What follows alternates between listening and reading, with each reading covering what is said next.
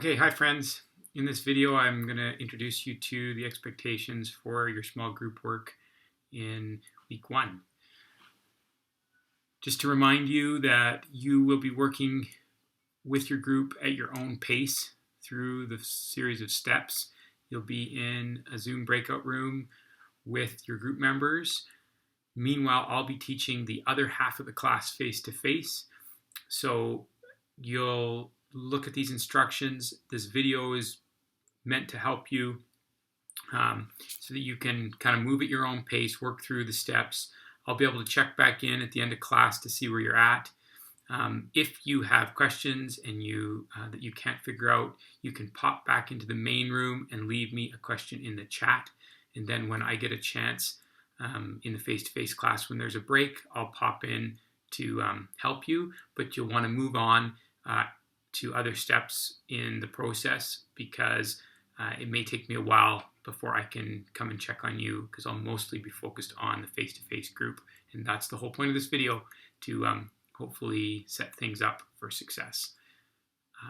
Yeah, hope that makes sense. Okay, so in week 1, I'm assuming now that you are with your group and you're watching this video. As you go, you might have the video, hear the step that I'm doing, pause it, do that piece, and then come back to the video rather than watching the whole thing through, so that it's just in time information. To begin, as a group, I want you to start to develop a shared understanding of expectations, and we're going to use our bullseye target as a way to a metaphor, really, for you to reflect on that. It'll also be a key piece of evidence that is going to form assessment of outcome 3 to help me understand how you're working as a professional in part of a group. So in this first week, you're going to go and get your bullseye, which should be assigned to you in your Google Classroom, and you can access that off the main page, main classwork page. Your target looks like this. Everyone has sheets for the whole term. We're going to start in the very first week. Eventually, how this works, just like curling or darts, or archery, the closer that you are to the bullseye, right at the very center where these two crosshairs meet, the more on target you are. But it's a sliding scale with all sorts of shades of gray, so you can place yourself anywhere along that continuum. In this very first, eventually you're going to think about what evidence you collected that or documented to support how you judge yourself. But this week we need to have an understanding of what it looks like to be on target. As you can see, it's divided into 4 quadrants. So each week you'll score yourself, self-assess yourself in each of the 4 quadrants and provide supportive evidence. Sometime later in the course, you may have group members help you come to an understanding of where you should be. So today, as a group, we're going to spend some time thinking about what it looks like to be on target and what it looks like to be off target. So step 1 in this is I'd like you to spend some time individually considering what it looks like for you to be on target for these different quadrants. To do so, I'd like you to literally add sticky notes or use the text tool to put the criteria, kind of like a rubric. What are the things that it would look like that you would see to be on target, and take a stab at 2 or 3 or 4 sentences that describe what it looks like to be on target. And then document that right here on your page, close to the center. You will go through and do that for each of the 4. When you get to the mindset one, we're referring here to the design mindsets that we introduced in class. I've got linked right down here at the bottom a set of design mindset videos that are provided by a design firm, human-centered design firm, IDEO. I do not want you to watch all these videos. They're really short. They're like 1 minute to 2 minute videos where a designer from IDEO talks about that mindset. I want you to maybe watch one or two that you identified in the lecture on Monday that was really relevant for you. And then you're going to use these videos to help you think about what it would be for you to be on target with mindset. You don't have to hold on to all these mindsets. So in your target, you may have one or two that you kind of smurge together with what it means for you to be on target, or it might just be focused purely on empathy, or iterate, or whatever the case may be. So you'll go and define what it looks like for you to be on target based on that video, based on a mindset you choose. For the other ones, we're thinking about collaboration, preparedness, and contribution to group work. Okay, and if you are wondering how these things are defined, I have created rubrics in our course outline that kind of speak a little bit to preparedness and contribution and collaboration. But I think you have lots of experience with group work, and I want you to think about what has worked really well and what does it look like when somebody is doing a really good job of supporting collaboration, etc. And be specific. Criteria is good if it's specific. After you've done that individually, should take about 15 minutes, maybe 20 minutes, maybe a little bit less, but you'll take that time individually to do that thinking and document it on your own target. Then you'll get back together as a group when everybody's ready, and you'll have a conversation. Go around in turn, share your screen, or share the link so that everybody can see what you've documented, and just explain what you think it looks like for to be on target for each of those 4 quadrants. As other people are sharing, I want you to add ideas to your target. They don't have to be, you won't create one, you don't have to get to consensus, but you should have sort of a general agreement about what these things look like. After you've done that process, the one that might be a little specific to individuals is the mindset one, because some people may be focused on different mindsets, and that's totally cool. And so it's not expected that those are really close. If someone's more focused on optimism and somebody else on make it, then we would expect those to be different. After you've documented what it looks like to be on target, then as a group, talk about what it's going to look like to be off target. And I find that helpful to document as well. So out here, off the target, please go ahead and put some evidence of what does it look like when people are not prepared or when they're not making contributions. It doesn't have to be like wildly like completely inappropriate. Like, it's not helpful to say they've never showed up the whole time, we don't even know who they are for contribution. But certainly you're wanting to think about obviously there's a continuum here, and there's room to be like closer to being on target than what this is. So this is certainly kind of defining what you don't want to see. And sometimes that's a helpful conversation to have so that everybody kind of commits to what they don't want to be a part of and what they're going to hold themselves and the group to account. So have that conversation. All right, then you're done step 1. Probably pause the video now and go and do that. But I'm going to keep going into the next piece of what you're going to do. Okay, working towards your braiding knowledge's unit plan, which, remember, this is where we're going to build over the whole course of the term a unit plan with this group of people that emanates from a program of study and weaves together Indigenous ways of knowing along with Western knowledge and Western ways of teaching, along with Indigenous ways of teaching, to support all students to be successful. You're also going to flesh out a whole bunch of sub-elements of this eventually: assessment, literacy, numeracy, supporting all learner needs. But right at the beginning, we just want to start thinking about possibilities. We want today to be big picture dreaming about what a good fit for this unit might be, where you want to possibly focus the unit. So to that end, to start, just as a group, I'd like to have a preliminary conversation about the grade sort of levels that you each are interested in.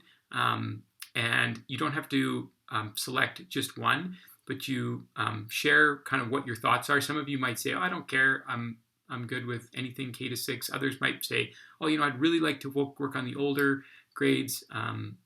I'm thinking, grade 5, 6 students, or it could be, I really want to do kindergarten, grade 1 range. So have that conversation and explain kind of why. And then as a group, it'd be nice if you kind of don't decide on a single grade, but you might have a few grades in mind, because that'll help narrow down what you're going to do next. After you've had that preliminary conversation, I want you to use the links below to pull up the social studies programs of study and the science program of study, and start scanning the units. Not specific learner outcomes at this point, but take a look at the different units that are there and start having a brainstorm, like identifying which units might offer a really great fit for this opportunity. You want to be thinking about how it could braid Indigenous knowledge. You also want to be thinking about what you're excited about, what you feel like is a really important unit. Maybe thinking about the fact that we're going to try to engage students in worthwhile, meaningful work and make community connections. And later today, you're going to be brainstorming that. So just kind of have some preliminary conversations about what possibilities exist in the programs of study around the grade range that you would focus on. I'd like you to document some of these ideas as you have that conversation. I would expect that you've explored at least 3 or 4 different options. Don't just pick one right at the start and decide on it. Hold a number of them and kind of embrace the ambiguity of what possibilities exist for more than one.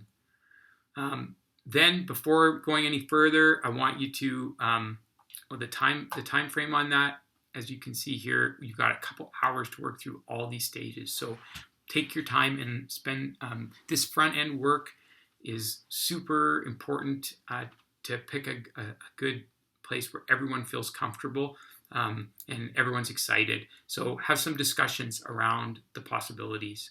And be aware of creating a group vibe right off the beginning here, where everybody's voice is heard and people feel collaborative, and that there's opportunity for everyone to influence the direction of the work and everyone to be open-minded. Okay, so then next step, probably pause it now. Okay, now that you've got some different units identified, it's time to dig into Indigenous knowledge a little bit, because that's going to help you think of. We did quite a bit of work in SCMP 500, and you did some preliminary work in CDPD 500, and we already did look at this Weaving Ways resource. But now with this frame, thinking about how you're being asked to design a unit that meaningfully embeds Indigenous knowledge to support science or support social studies, I want you to explore this Weaving Ways resource and thinking about what connections, concepts, or topics that opens up in connection to your first discussion. And again, please document that. And there's a video as well here for you to pursue and open up possibilities with. Then pause video. Start again. Here we go. You're going to brainstorm some real-world topics, experts, community partners, resources that could make your learning concept authentic. I'd like you here, again, you may even duplicate this page. I'd like you to not narrow in on just one. I'd like you could do more than one on this right on this page, or you could split it up. But I'd like you to at least have 2 that you're holding on to, 2 different unit concepts, or maybe just in general you brainstorm what topics kind of interconnect, and you have and what experts might be available and community partners. So you could go either, if you've already got like a couple units in mind from that very first conversation and you're kind of starting to hone in on them, then do them both. If you still got a whole bunch, maybe do a more general brainstorm, or at this point pick 2 or 3 that you feel like are most promising, that you're most excited about. We're really thinking trees and forest.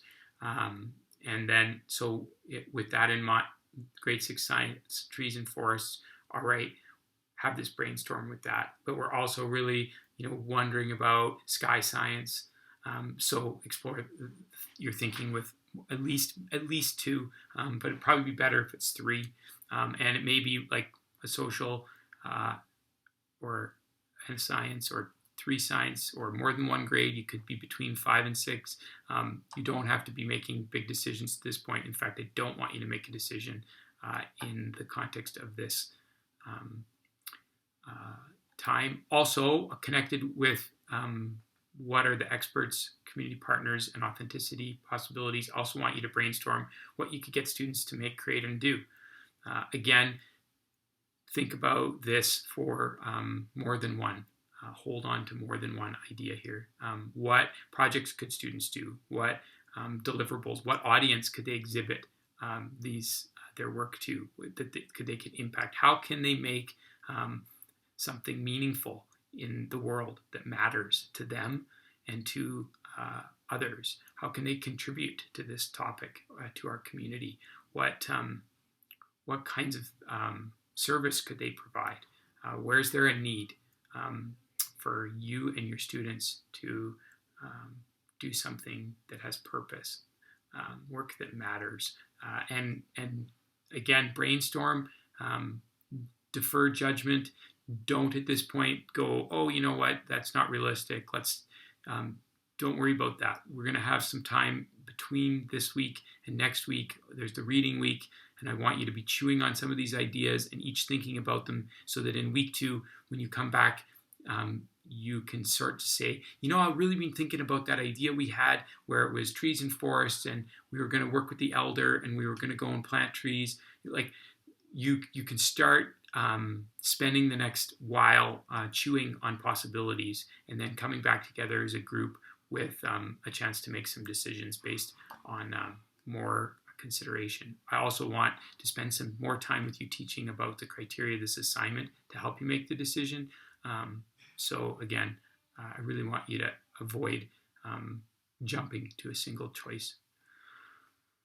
All right, then that should be your sort of 2 hours with a group. It may be shorter than that. It may be longer than that. You may want to build your break in.